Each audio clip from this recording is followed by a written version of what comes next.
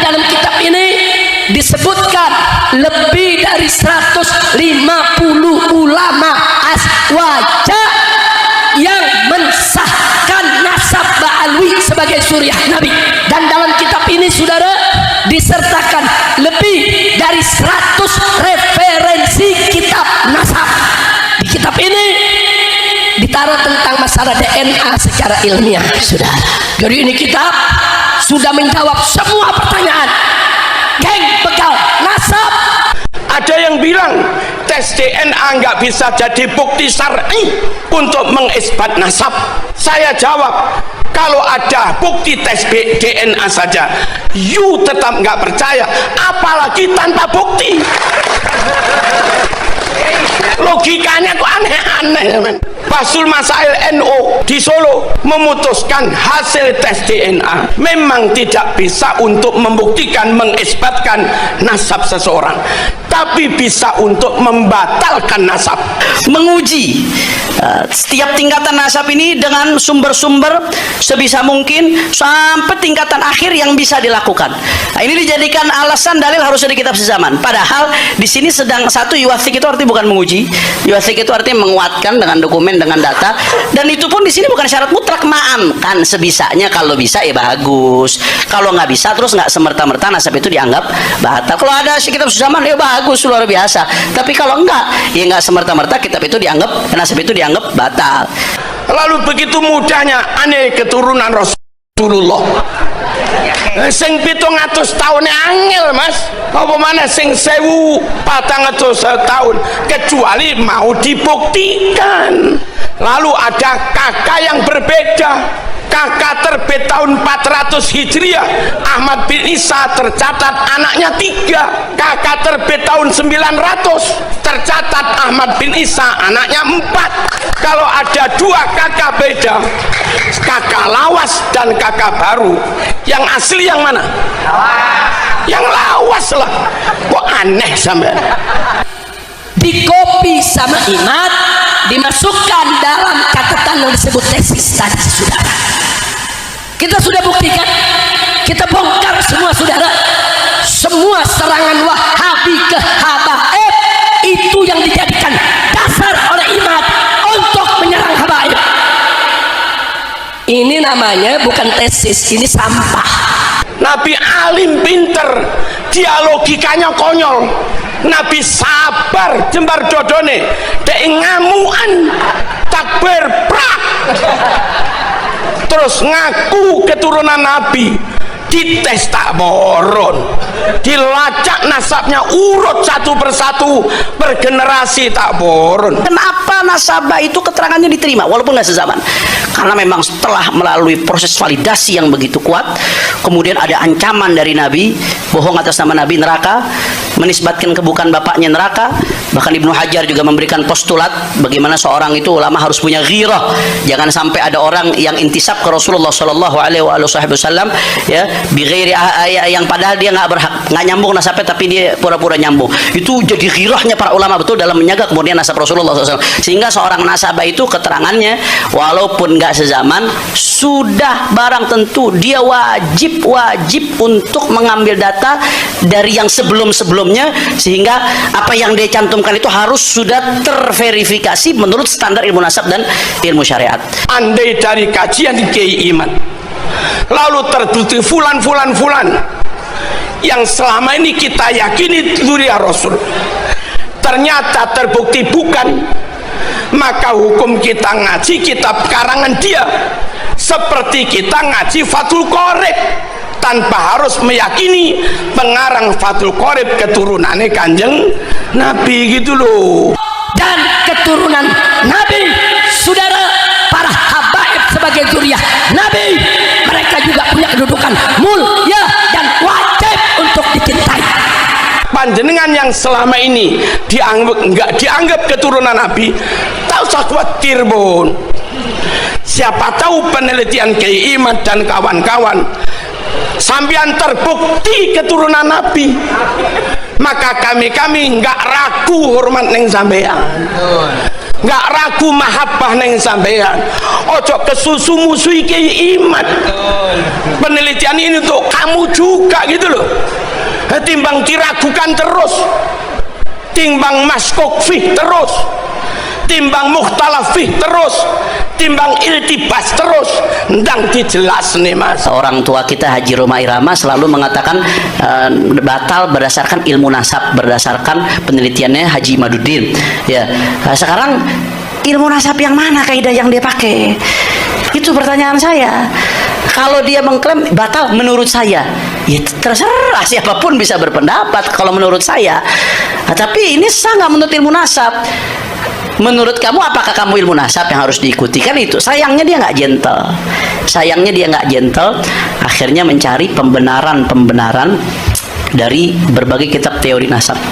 Di Indonesia ada kiai yang jabatannya di NU jauh lebih top daripada Kiai Imad, tapi beliau tidak takhusus di bidang nasab. Kiai Imad mungkin hanya pengurus RMI Banten, wong cilik mungkin, tapi takhusus di bidang nasab. Andai tanya fikih mungkin masih kepada beliau, andai tanya kebijakan NU mungkin masih pada beliau, tapi lek tanya nasab yang takhusus itu Kiai Imad. Insya Allah habaib dan para muhibbin, habaib dan para pecintanya kelak akan kumpul bersama Nabi kita Muhammad Sallallahu Alaihi Wasallam. Adapun mereka yang mencaci maki habaib, yang menghina habaib, yang benci dengan habaib, kita lihat saja nanti di akhirat. Kita lihat siapa yang dipanggil oleh Nabi dan siapa yang diperingatkan oleh Nabi, saudara. Kita lihat nanti siapa yang Nabi tersenyum kepadanya dan siapa yang Nabi marah kepadanya. Kalaupun diteliti ternyata bukan, saman kudu lilo demi menjaga kemurnian anak cucu Nabi, zuriat Nabi, daripada saya dicantol-cantolkan di situ, keturunan itu jadi nggak murni, mending saya dikeluarkan dari situ nggak apa-apa demi menjaga kemurnian keturunan. Assalamualaikum warahmatullahi wabarakatuh. Apa kabar teman-teman semua? Semoga baik-baik saja. Pada kesempatan kali ini saya mau berbagi ceramah agama dari Kiai Haji Marzuki Mustamar dan Kiai Haji Imaduddin Usman Al-Bantani, yang mana keduanya membahas tentang masalah nasab. Yuk, seperti apa ceramahnya? Langsung saja menuju ke videonya. Let's go. Ikrimah itu anak dari Abu Jahal. Itu loh jadi mufassirut tabi'in, tokoh ahli tafsir, ahli Quran zaman tabi'in, dan diterima. Padahal bapak mungsuhe Kanjeng Nabi. Enggak masalah andai ada 65 orang itu jadi gembong PKI, lalu anaknya mondok di Plosolir Boyo Sarang, hafid Quran, apal alfiyah, maknun dan segala macamnya, menguasai Bukhari Muslim, ihya, ia diangkat jadi kiai mas, meskipun bapaknya gembong PKI. Itulah Islam. Halo, halo, serahkan sesuatu hanya kepada ahlinya. Siapa ahli? Imani top, takwa Allah top, khosyatullah top, ilmune yo top, akhlake top, nyun sewu, kapasitasnya juga top. Itu namanya ahlinya, dan harus ahlu sunnah wal jamaah. Serahkan pada ahlinya. Madhab 4 Imam Syafi'i nasabe sopo? Tahu neng berurawu.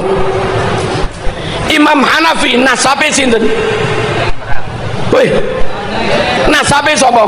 Tak oneng. Imam Maliki tak oneng. Imam Hambali tak oneng. Imam Asy'ari tak oneng. Imam Maturidi tak oneng. Imam Bukhari Muslim tak oneng.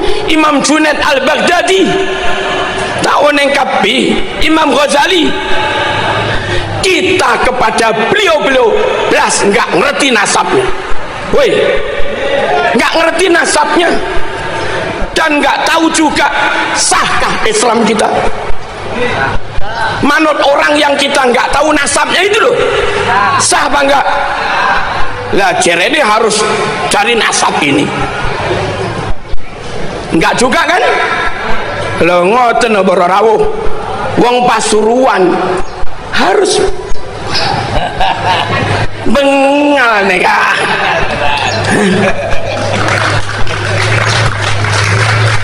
Allahumma shalli ala sayyidina Muhammad. Sepura anakku le cangkolang nih. Tak pernah lagi. Sedikit lagi nggak apa-apa. Allahumma shalli ala sayyidina Muhammad.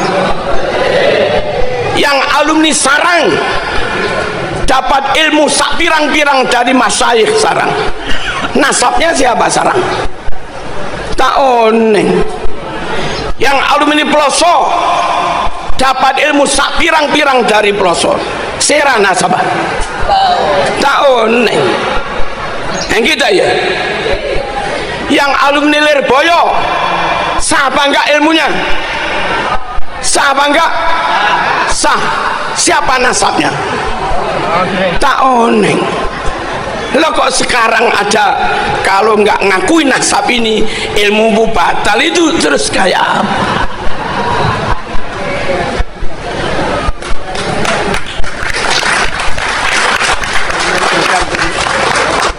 Lalu berikutnya begini, Bapak Ibu rahimakumullah, untuk bisa paham Quran, paham hadis, harus benar-benar ngerti alim nahwu sorof,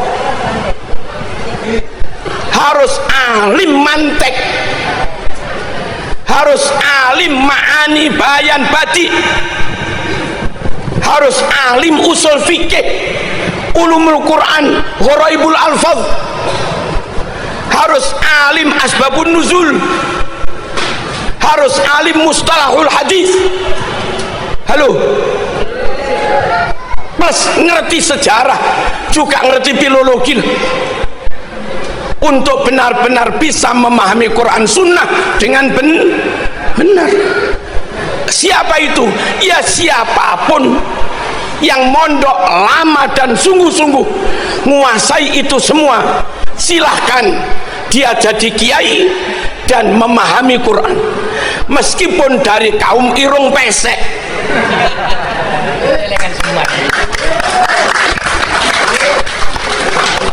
Jangan paksakan orang yang nggak punya kemampuan kau percaya menafsiri Quran hanya karena bajunya. Jangan kau paksakan orang yang nggak punya kapasitas cukup ikut-ikut mengistimbat dari Quran hadis hanya karena kekayaan atau karena nasabnya. Ini nggak boleh dipegang, diurus kecuali oleh orang yang benar-benar punya keahlian. Ini urusan keahlian supaya menghasilkan ilmu yang benar gitu loh. Halo, kalau yang top itu orang Jawa, nah kita terima. Kalau yang top ring Madura, engki terima. Kalau yang top nguasa itu ring Cina, tak kenapa terima. Kalau yang top itu orang Islam Eropa, orang Islam Arab, Yaman, kita terima. Pokoknya karena benar-benar punya kapasitas, bukan karena etnis, bukan karena baju, bukan karena pangkat, bukan karena harta, bukan karena jabatan, bukan karena nasab. Ini urusan ilmu, butuh keahlian. Clear? Clear apa enggak? Apa kalau tidak mengakui nasabnya lantas menghina? Boten. Saya bermadhab Syafi'i, tanpa harus mengakui Imam Syafi'i bernasab ke Rasulullah tetap sah. Saya ngaji Ihya 100% yakin Imam Ghazali Iran, bukan Mekah, bukan Quraisy, sah. Saya Hizib Nawawi tanpa ngerti Imam Nawawi itu nasab apa, ya tetap sah. Thariqah Syadziliyah tanpa tahu Abil Hasan Asyadzili dzuriyah sapa, ya tetap sah. Andai dari kajian Kiai Iman lalu terbukti fulan yang selama ini kita yakini dzuriyah Rasul ternyata terbukti bukan, maka hukum kita ngaji kitab karangan dia seperti kita ngaji Fathul Qorib tanpa harus meyakini pengarang Fathul Qorib keturunannya Kanjeng Nabi gitu loh. Dong apa enggak ini? Lalu aneh kalau dikatakan kalau enggak ngakui sanad ilmumu putus. Di Pondok Lirboyo, Ploso, Sidogiri, di mana-mana di perpus kalau ada 1000 kitab yang dibaca itu yang karangan orang Yaman, nggak ada 1% mas.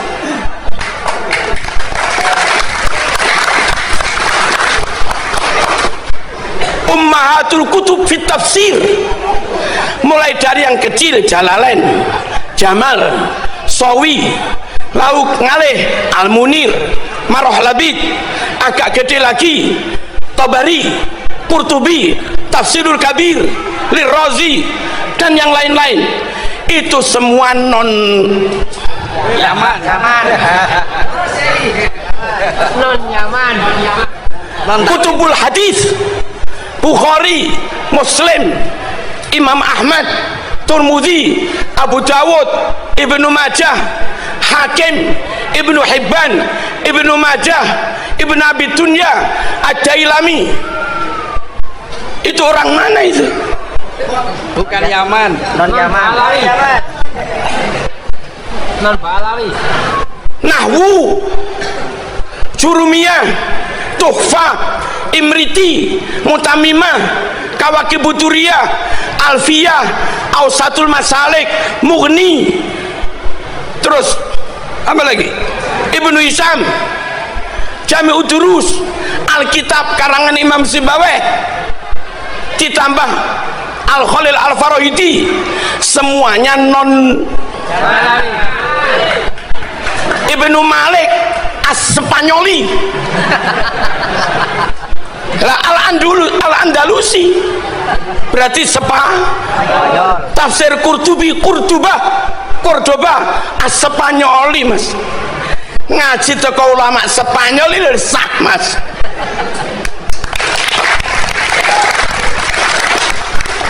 Kok sempit amat mikir. Fikih, wadeh, apa lagi?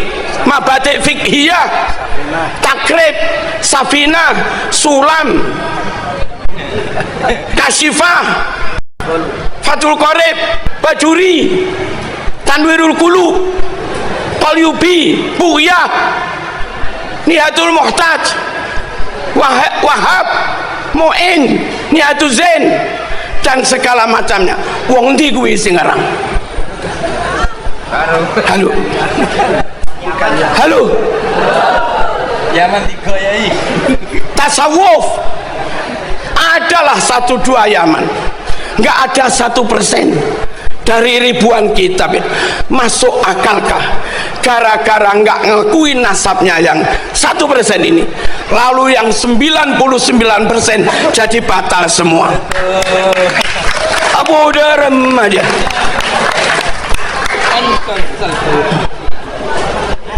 Paham lagi? Bukan masalah rungkat mas. Rungkat sendiri. Lalu tentang nasab orang Mojokerto itu sulit melacak apakah saya keturunan Hayam Wuruk, sulit. Padahal jeda waktunya masih ini 1446 tahun.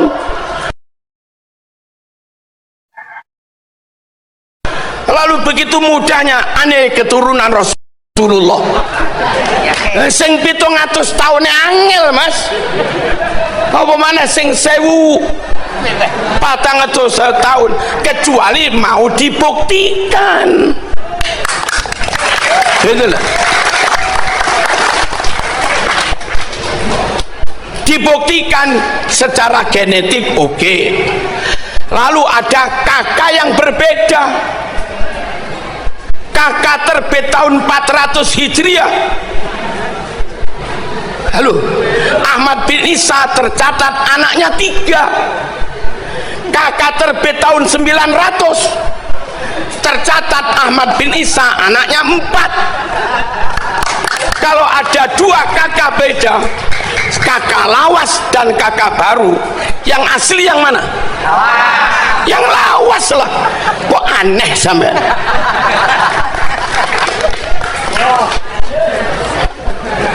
Kalau saya punya naskah Bukhari warisan dari Mbah Yud saya, kebetulan kita sama-sama Al-Banteni, mbah saya ke-6 Banten, menantu saya bin Ki Zuhdi Sintina Muhammad.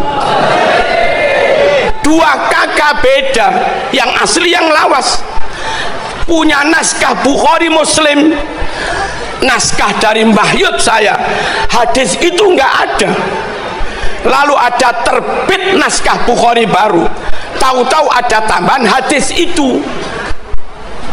Yang benar yang mana? Yang lawas. Quran kita dari dulu nggak ada surat Al-Pasrpani. Tahu-tahu terbit Quran baru, ada tambahan surat Suratul Pasrpan. Yang asli yang mana? Yang lawas. Dan haram Anda berpikir barangkali itu ada yang nggak tercatat. Ngawur aja.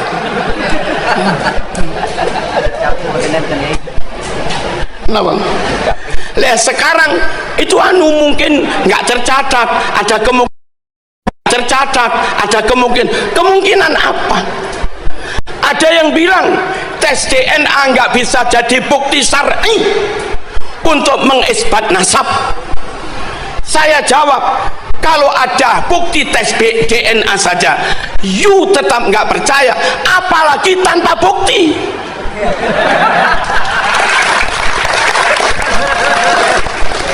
Logikanya kok aneh-aneh.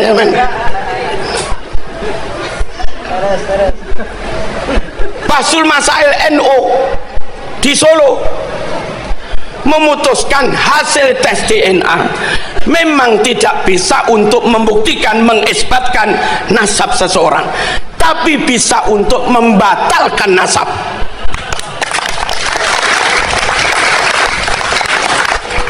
Nabi Mekah, Said Maliki Mekah Padebon, Nabi Quraisy Said Maliki Quraisy Padebon, sukuna pada. Nabi marga Bani Hashimi Said Maliki Bani Hashim Padebon. Nabi Fatona cerdas, pinter, Said Maliki cerdas, alimas, lumayan, ada kemiripan. Nabi ganteng, Abiyat Musrof ilal Humroh, putih kemerah-merahan. Halo, Said Maliki juga ganteng. Nabi sabar, jembar, toleran, Hanifah muslimah. Said Maliki jembar dodone mas. Orang kayak Said Maliki begini, karakternya mirip, kealimannya mirip, jembar dodone juga mirip, wajah masuklah, ganteng, gagah, suku pada, marga pada. Said Maliki neka mon adabuh, kula neka keturunan Nabi, ya gampang dipercayalah. Ini orang bangsanya beda. Nabi Mekah dia Iran, Nabi Mekah dia Afghanistan, Nabi Mekah dia Mesir, Nabi Mekah dia Madura, Nabi Mekah dia Yaman.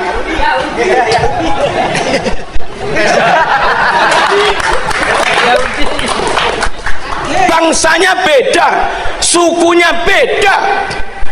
Nabi Quraisy dia Jawa, Nabi Quraisy dia Banten, Nabi Quraisy dia Sunda. Halo. Nabi Quraisy dia Hadramaut, Nabi Quraisy dia Habasyah, Nabi Quraisy dia Qahtan, Nabi Quraisy dia Tamim. Weh. Nabi Quraisy dia Aden. Tak pada sukuna. Marganya Nabi Bani Hashim dia Al-Aidid, Al-Katiri, Al-Pasrapani, Al-Taburi. Musuh. wajah nggak masuk. Nabi ganteng, Said Maliki ganteng, dia nggak ganteng belas. Nabi alim pinter, dia logikanya konyol. Weh. Nabi sabar, jembar dodone, dek ngamuan, takbir prak, Salah takbir. terus ngaku keturunan Nabi, dites tak boron, dilacak nasabnya urut satu persatu per generasi tak boron. Buku yang katanya punya anak 4 dites pakai zat karbon untuk mengetahui nama keempat itu tintanya umurnya sama apa enggak, kertasnya lebih lawas yang itu apa lebih lawas yang anak 3, dites tak boron. Terus ngaku keturunan Nabi, udah rem aja oneng negara. Kita harus menjaga kemurnian nasab Rasulullah sallallahu alaihi wasallam supaya orang yang kita tabaruki pasti qat'i 100% keturunan Nabi. Harus dijaga kemurnian ini. Khawatir kalau nggak dijaga, sembarang orang gampang ngaku keturunan, kadung ditabaruki pol-polan, kadung Gus Adi paringi mobil ben barokah, lah tibae keturunane semprol ya apa.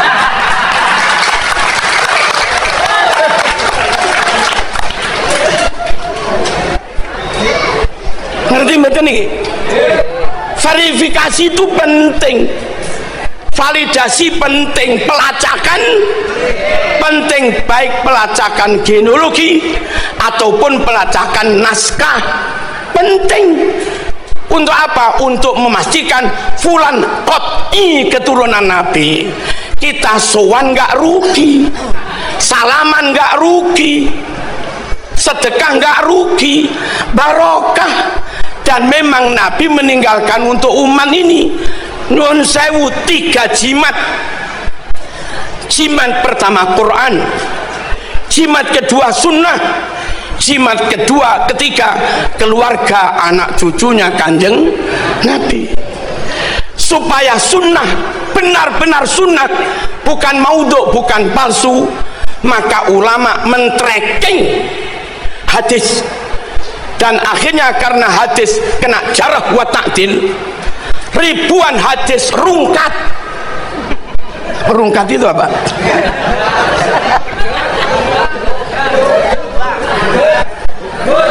Dari 100.000 hadis lebih yang akhirnya dinyatakan sahih oleh Bukhari hanya sekitar 4.000-an, Muslim hanya sekitar 4.000-an, yang rungkat puluhan ribu. Dan itu ulama harus melakukan itu. Jangan sampai kadung diyakini sunnah Rasul ternyata sabdanya Abu Jahal, mas. Weh. Quran jimat, Quran mujma' alaih, qat'i, udah nggak ada masalah. Yang kedua sunnah juga jimat. Biar jimat ini benar-benar terjaga, maka ulama melakukan penelitian hadis. Lalu jimat ketiga, setelah berlangsung 1446 tahun, biar nggak mudah, nggak gampang orang ngaku keturunan Nabi ternyata keturunan semprul. ditabaruki tak mandi mas. Nggak mandi itu apa? Tak mandi. Ditawasuli tak mandi. Wong keturunan semprul. Supaya umat tetap dapat barokah ketika sowan, ketika tabaruk tawasul keturunan Rasulullah, maka juga perlu di tracking. Lah itu tugasnya Ki Imat gitu loh. Weh, mulia apa enggak ini? Mulia untuk memastikan keturunan ini murni, wa yutahhirakum tathira. Nah terus maaf, panjenengan yang selama ini enggak dianggap keturunan Nabi, tak usah khawatir Bun. Siapa tahu penelitian Kiai Imat dan kawan-kawan sampean terbukti keturunan Nabi, maka kami enggak ragu hormat neng sampean, enggak ragu mahabbah neng sampean. Ojo kesusu musuhi Kiai Imat. Penelitian ini untuk kamu juga gitu loh. Timbang diragukan terus, timbang maskok fih terus, timbang mukhtalaf fih terus, timbang iltibas terus, ndang dijelas nih mas. Paham enggak? Kalaupun diteliti ternyata bukan, saman kudu lilo demi menjaga kemurnian anak cucu Nabi, zuriyah Nabi, daripada saya dicantol-cantolkan di situ, keturunan itu jadi nggak murni, mending saya dikeluarkan dari situ nggak apa-apa demi menjaga kemurnian keturunan Nabi, daripada saya nyantol di situ zuriyah jadi nggak murni, mending saya dikeluarkan tapi zuriyah menjadi murni. Nah yang mau begini berarti ikhlas, kepingin wayutahhirakum tathira. Kalau begini nggak mau, berarti anda hanya mikir kepentinganmu sendiri, biar tetap disowani umat, biar tetap dimahabbai umat, biar tetap disungkemi umat, biar tetap diparing-paringi. Berarti sama nggak mikir untuk kepentingan Islam, mikir kanggo awake dhewe. Yo ngaku oleh ngono mas, bendang beres. Clear apa enggak ini? Halo, kok sik durung trimo iki piye? Terus kula tambah malih sekedhik. Hari kayak begini masih ada yang ngaku keturunan ke-28. Terus ngitungnya bagaimana? Mbah Yud saya itu lahir 18 sekian, kami nggak tahu. Saya lahir 66. Ternyata lahirnya Mbah Yud dan lahirnya Putu Buyut itu kisaran 100 tahunan. Sampai nikah umur 25. Halo, istrimu nikah umur 20, lalu punya anak pertama umur 26, 28, 30. Madep sini lu. Anakmu, istrimu punya anak, dia umur selikur, rolikur. Jarak antara anak dengan orang tua itu kisaran 25 tahun, 26 tahun gitu loh. Halo, kalau 100 tahun nasab keempat. Isim paham apa enggak ini? Orang nikah itu umur 25 umumnya, umur 26, 27, 28 punya anak, istri punya anak umur 21, 22, 23, 24. Kalau di rata-rata pada angka 24, 25, 26 jarak antara anak dengan orang tua. Karena jaraknya sekitar 25 per nasab. Kalau 4 nasab berarti buyut 100 tahun. Kalau 1000 tahun nasab ke 40 mas. Paham enggak ini? Sekarang 1400 tahun harusnya nasab 56. Wajar. 1446 harusnya nasab ke 58, wajar. Kalau ada orang aneh keturunan ke 58 lumayan lah masuk. anak keturunan 57 lumayan masuk, aneh keturunan 28.